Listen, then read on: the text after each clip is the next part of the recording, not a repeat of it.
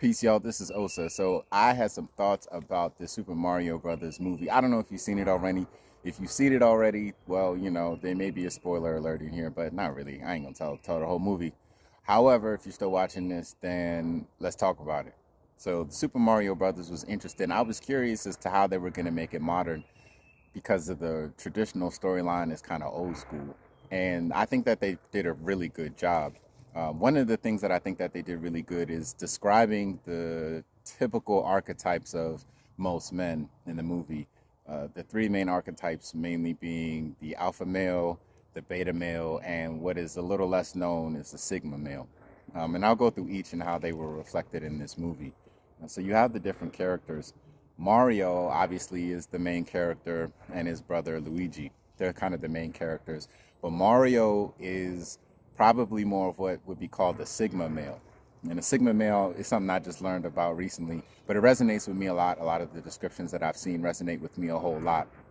And that's a male who has the independence of maybe like an alpha male and the kind of strong mind of an alpha male. However, he's more of a free thinker, kind of in his own land, and doesn't necessarily have to like dominate people. And so this is Mario, in my opinion, and he has a lot of heart in the movie too. He got a lot of heart. He's definitely a stand up dude. And he comes into the movie, and he's just trying to do his thing. He's a regular guy, plumber. You know what I'm saying? He's got a good job, blue collar worker. He's actually trying to be an entrepreneur, and him and his brother. And so obviously him and his brother, obviously they gotta have some type of issue, and they get lost in these different worlds. And Mario's trying to find his brother Luigi. Now he encounters Princess, as we all know, and Princess is, yeah, she's even though the perspective of the movie is from Mario's perspective, I feel like Princess is the central character of the movie, and she's what we would call a modern woman, let's say. And so she has a kingdom. Mario stumbles into her kingdom, and she is the leader of this kingdom. She leads all these toads. She got a bunch of toads that just do her bidding, and she just a princess. She doesn't even know how she got there. She just came there one day as a child, and like she was a princess, which is pretty interesting because most of the princesses in like the old school, there's like some long story and history of her royalty, but she gets to wake up and be a princess.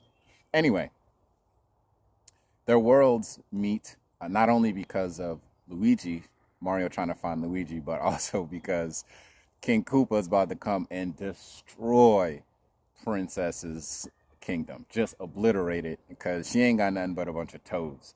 This man, King Koopa, got the Koopas, Koopa Troopas, the flying Koopas, the dead Koopas that come back to life, the ghosts. He got everything. So her little toads her little, they not doing much. They not doing much for her. And she's even thinking of enlisting the help of the gorilla tribe, aka the Kongs. Y'all know Donkey Kong, Diddy Kong, the apes. She need the apes because she about to go to war. She know them toads don't stand a chance. So Mario comes along, and he's the beta. I mean, he's the Sigma male, and he's dealing with this princess who's used to a bunch of these beta males, or these, yeah, beta male figures. And when she meets him, she can't even. She's like, "Oh my gosh, you're a man. You're a human. I've never met another human." And so there's a she takes a second to honor his humanity, which is really big of her. The modern woman, that's really big.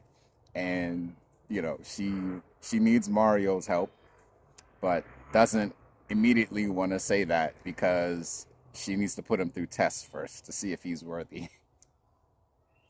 So she gives him some little power ups, whatever. He gets his little power ups from her. She shows him the way, and he works hard and he busts his butt and he figures it out. And what I like about this part, I guess, of the movie is after Mario figures out how to use the power ups, he doesn't quite pass the test all the way. But I appreciate how the modern woman or princess got into her feminine, and she tried to make him feel good about his accomplishment and what he did, despite the fact that she probably did it a lot smoother than he did. But I thought that that was very positive of her feminine energy to try to inspire and instill some hope into Mario like that. Anyway, she immediately undoes that because when it's time to reveal who he is to the kingdom, she says he's nobody. Yikes.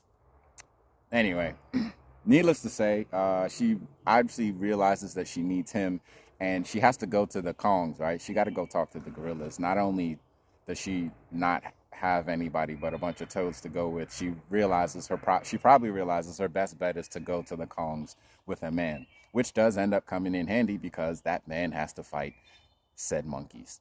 So anyway, that all works out, and then of course they have to battle with the alpha male, which is King Koopa. Now King Koopa, I guess he was evil, but what was he trying to do really? It seems as though in the movie he was just trying to conquer all these worlds just to give it to the princess. That was his whole thing.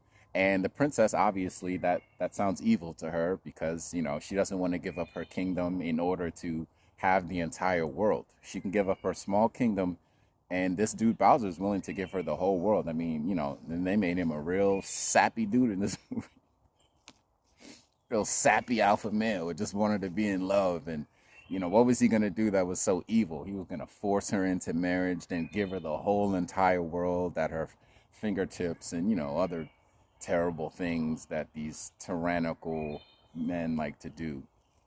And so that seems like evil. That looks evil because that was against what she wanted.